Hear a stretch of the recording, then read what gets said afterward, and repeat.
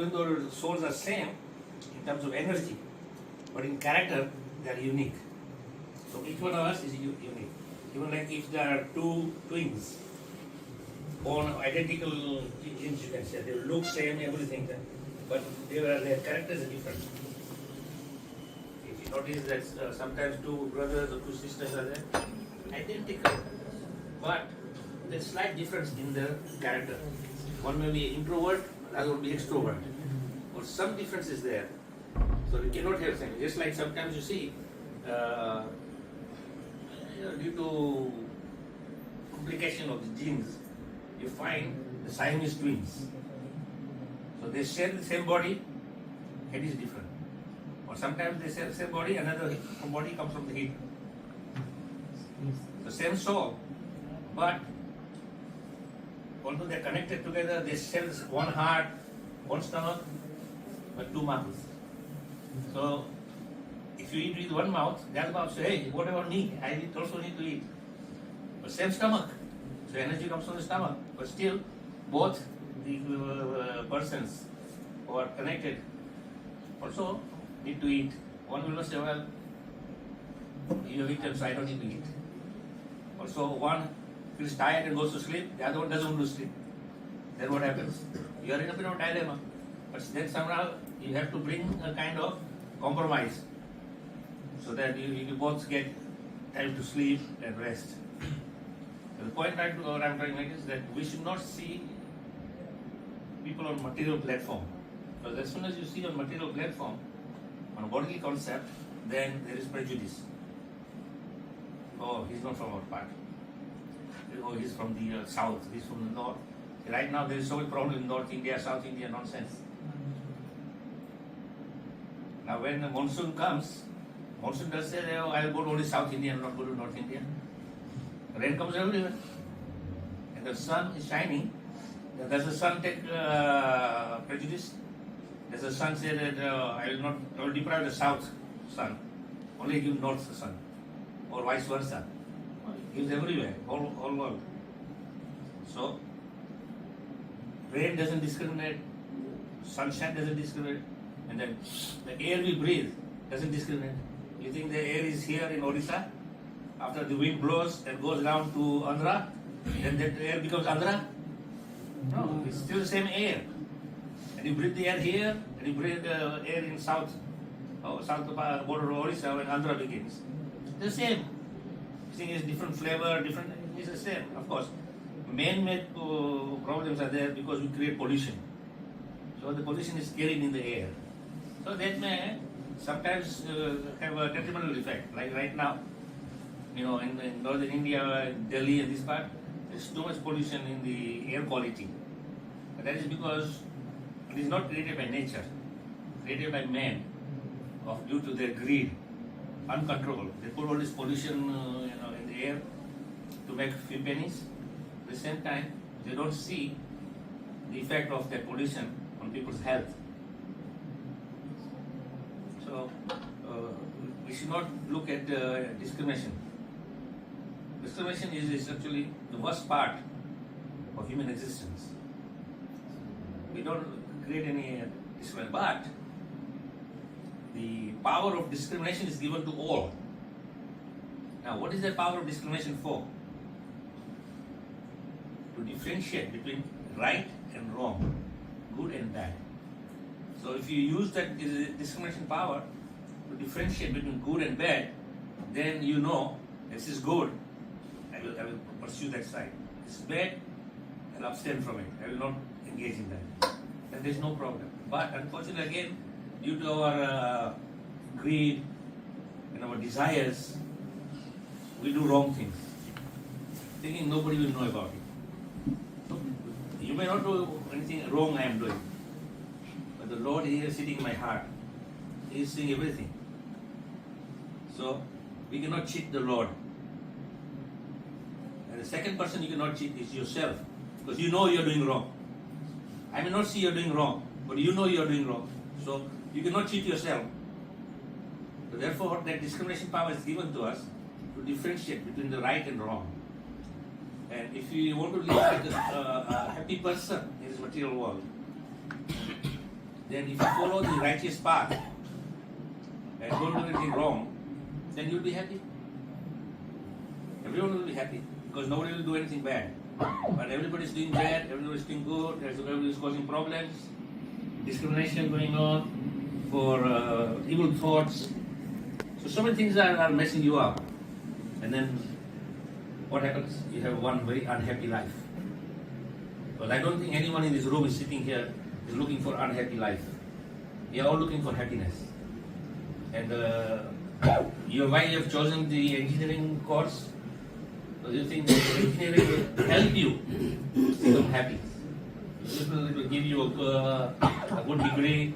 A good degree means you get a good job. You get a good job means you get good salary. And at least basic necessities of your existence will be provided without any difficulty. So that will give you some happiness, but not real happiness. Because wealth cannot give happiness to anyone. We have so many people who are so rich, unbelievably rich, but they are not happy. So I will not go beyond India, I will just give an example of India. There is Mr. Ambani. Dhirubhai Ambani, he was a petrol pump. Somehow his karma was so good that he is destined to become a millionaire. So he became a millionaire. Then he died. Then his two sons inherited the Dhirubhai Ambani's kingdom. And the wealth was shared between two brothers equally. One flourished, the other one went downhill, bankrupt. Something is wrong somewhere. At the same time, because of the two brothers, they could have lived happily together without splitting the wealth of the father. So they will share together. Then what is the problem of discrimination or you get more, I get less? It's none of this. We eat together, we share together, we live together in one house. So you live happy. And the wealth is commonwealth. But here the wealth is split. Now, because of the split in wealth, the two brothers are having tussle between the two. So the two brothers are not getting on with each other, Anil and Mukesh Ambani. So their respective wives are also not getting on with each other. Why? Because their husbands are not getting on together. And their children are also against each other. I mean, there's nothing wrong, nothing there to be against each other. But they're brothers, cousins. But why they are? Because of my father don't get on with his father, my father don't get on with his father. So because the fathers are having problems, the wives are getting problems, the children are getting problems, and that will go all the way down to generation after generation. But they are not happy. You can ask Mr. Ambani, that are you happy? Wealth will not buy you happiness. It's an illusion. Wealth, as I said, will buy you the basic necessities you want. Now, let's take for example, I'm just an average person. I make an average salary. So I have steel plate. And in my steel plate, I have 2 rotis made with wheat. Then I have some green sabjis and some rice and some dal. And you are really rich person. And you have golden plate. Pure 24 karat gold. So you have your golden plate, I have my steel plate. When I sit down to eat, am I eating golden chapati? I'm eating same chapati. Because no, we can't eat gold. So even if you eat in gold plate, do you think that chapati is going to taste any better? It's not. And even if you eat in golden plate, do you think the food you eat will digest nicely or give you problems? So same, no? So why this thing that rich people are better off and poor people are struggling? No. Everybody needs basic necessity. What we call in Hindi, roti, kapda or makan. So if you have basically roti, some clothing to wear and a little roof over your head, then you should be happy. But no, I want more. So Mr. Ambani, you know that he's got this Intira, costs almost $1.5 billion. I don't know, 10, 20 story building. one husband and wife and 2 children. Daughter is married. So in the whole building, so many rooms are there. Who is staying in there? Only 3 people, 4 people was member, and rest is all staff. So just for the staff, you're making so much hassle. And if you have staff, you have to pay them also. Staff is not free. See? So there's so much anxiety. And you think he's a happy man? I sleep in a small room on a bed. You sleep in a very giant room with a bed. Are you going to get better sleep in a giant room and a small room? Sleep is sleep. Where does sleep come from? When you're peaceful in the mind, peaceful in the heart, and you sleep, you feel comforted. But you are full of anxiety, and the heart is not peaceful. No matter how best they advertise sleep well, mattress. That this is the best mattress. You buy this mattress, you will have good sleep. I guarantee you won't get good sleep unless you have a peaceful heart. If you have a peaceful heart, then even if you're sleeping in a wooden shack, you should be sleeping comfortably. But it's not the bed or the environment that makes a difference. It's the state of mind and consciousness. So happiness comes from there. Otherwise, we are chasing this illusionary happiness. In reality, I say, we don't know what happiness is. We think we know what is happiness. And therefore, we are chasing after happiness which doesn't exist. Why I say we are chasing? Because we are going here, there, we are looking for happiness. Thinking this will bring me happiness, that will bring me happiness. If I go this place, that place will bring happiness. No, happiness is within. Happiness is state of consciousness. So if your consciousness is properly balanced, you will have it no matter where you are. But if your consciousness is not stable, then you will be, like a monkey. See, monkey is sitting on a tree, and his good fortune is that he's got a nice big tree, and mangoes are in season, so mangoes are growing, but he's not happy. He goes from this tree to this tree to this tree to that tree. He's going from tree to tree. Thinking mango in that tree will be better. Mango in that tree will be better. But mangoes are mangoes, same. No difference. Of course, if there are different like Alfonso, Apus or Kesari, different species of mangoes, they might taste a little different. But otherwise, it's the same thing. So we see monkeys, they are jumping from tree to tree. They are not satisfied. So we are like that, jumping from here, there, they are looking for happiness. We don't find happiness. Happiness is right there in your backyard. So I would say, don't neglect your study. Give your level 100% best. Become topmost engineers. Best in the best of the world.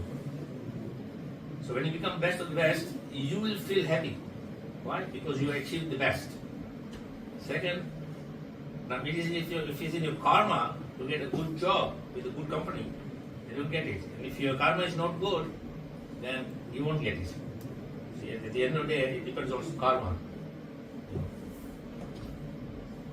So you study nicely, and then rest you leave to the Lord. Whatever He dispenses, you have to accept it. So Bhagavad Gita actually teaches us the secret to be happy is be satisfied with whatever is given to you. Don't hanker for more. Because hankering for more will not bring you happiness. If you are happy, what will you do? You will make others happy also. That's all.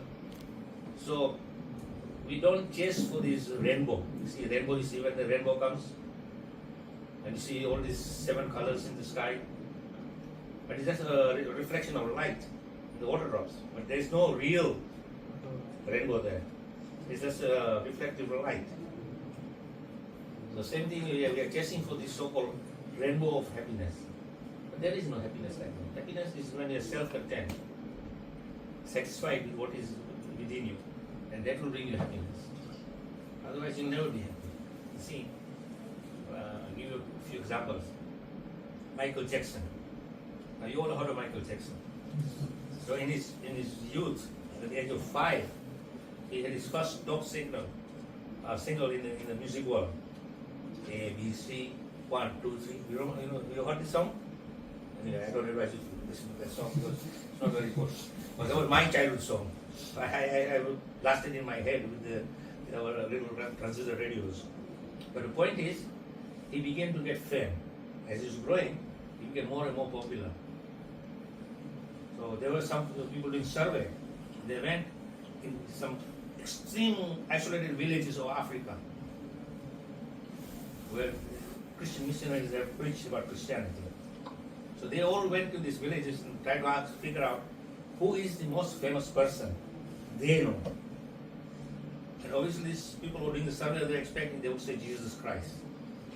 Because Jesus is the head of the Christian church and he's famous.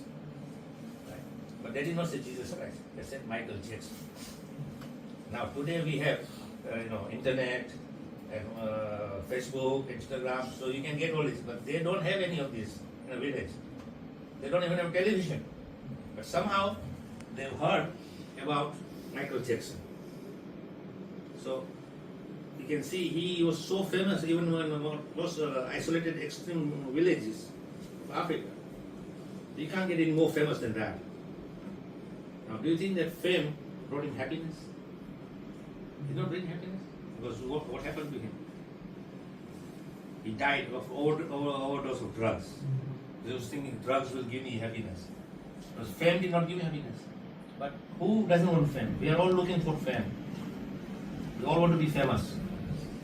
But by becoming famous, you will never become happy. Michael Jackson was not happy. Secondly, he was so famous that all the young girls, whether black, white, brown, they were all screaming, oh, he's our idol. But he was not happy with his own face. He wanted to change the color of his skin. Because he was born of African genes. So naturally he's got very dark skin and he's black by nature. But he's not happy with the black skin. He wanted fair skin. So he was doing all this kind of plastic surgery and everything. He wasn't happy with his nose, he wasn't happy with all this. So he's cutting, piercing, joining here, trying to look a perfect person. But in the end, Michael Jackson, if you look at his face closely, he's all stitches here, and he's more ugly than before. Before he wasn't ugly. Just his skin was dark, that doesn't matter. We all have different color skins. So beauty is not in the color of the skin. It's only media people branding Fair and Lovely. So they are saying in India, if you buy Fair and Lovely, all these young girls who are dark skinned will become very fair, Fair is not beautiful. Beauty comes from where? From the soul. If your soul is beautiful, that will permit outwardly your beauty. So anyway, the point after is that he was not happy with whatever God gave him. God gave him fame, God gave him a nice body, nice voice, God gave him wealth. He was not happy with anything. We also are going for only chasing the rainbow. That this wealth and fame will give me happiness. It doesn't. Because everything, the material world, will last for some time and then it will be finished. It's not eternal. See, if some young lady who goes for this competition, Miss Universe, so out of all the beautiful girls in the world, she gets a title and crown Miss World or Miss Universe. So while she is in her 20s, she's okay. Late 30s, little okay. After 40, she's an old woman. Beauty is gone now. So external beauty will not last. But if the heart, the soul is good, is beautiful, then the soul will always remain beautiful. Whether you have a young body or old body. Because beauty comes from the soul. And how the soul can become beautiful is when it's connected with Paramatma in the heart.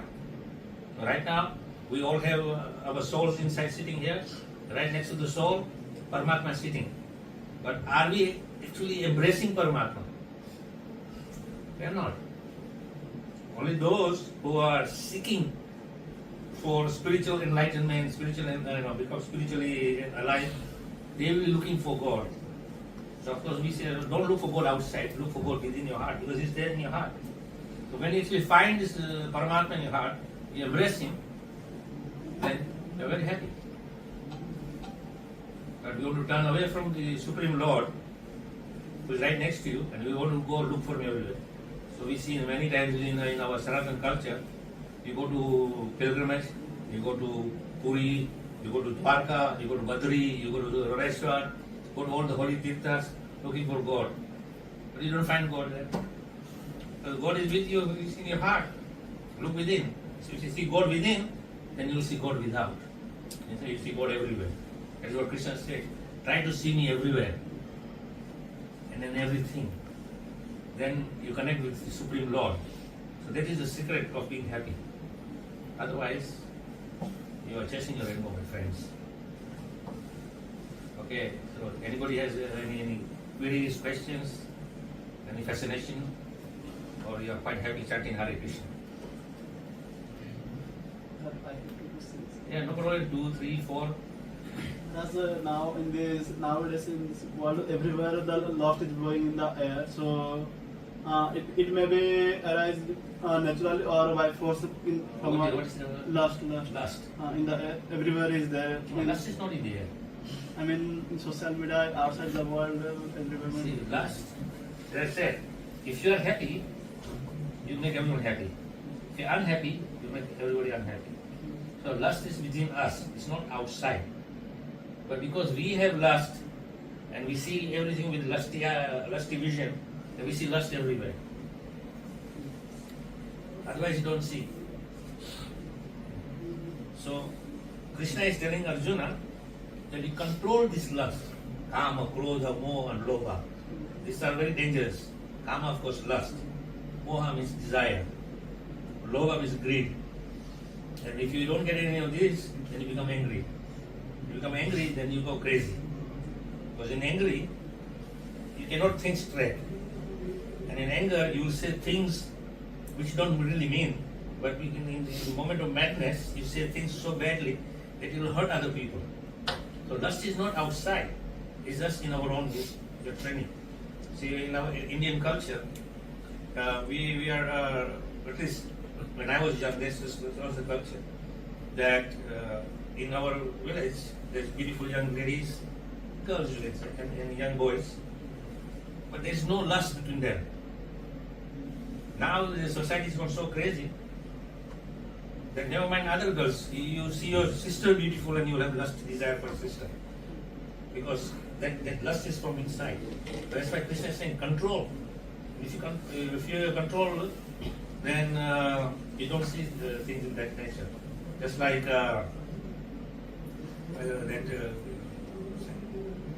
jaundice. If you have jaundice, there's a liver disease. Because of that, your eyes go yellow, and you see everything yellow. Actually, in reality, there's nothing yellow. But because of this defect of the jaundice, you start seeing everything yellow. So similarly, when we have lust inside, I see everything in the eyes of lust. But lust is not in the air. How to control that lust? Well, Krishna said, Arjuna, think of me. Do the right thing. As I said earlier, you have discrimination power. You discriminate between right and wrong. So this will enable you to control. See, in our Krishna consciousness, Srila Prabhupada teaches us that we see every woman, young or old, as a mother, except your wife. But when you marry to a woman, then you have a different kind of relationship with your wife. But everyone else, you still have a loving relationship, but it's different. For example, say, a man is married to a woman, so he has different love for his wife. Now after some times, he gets a child, a female child, daughter. She's also a woman. But the father will not look at the daughter in the same loving way as he will look at his wife. Then his mother, also he will not look at his mother in the same loving way as he would look to his wife. Understand? So it's how we are culturally brought up, what we call the sanskar in our Hindi language. That if sanskars are good, then you see everything properly. So if you're trained. So in Krishna consciousness, everybody is trained that you see all women as mothers. If you see in the right way.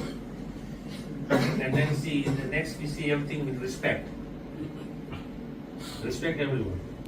So then, unless until you have proper knowledge, you will think everything in terms of sense enjoyment.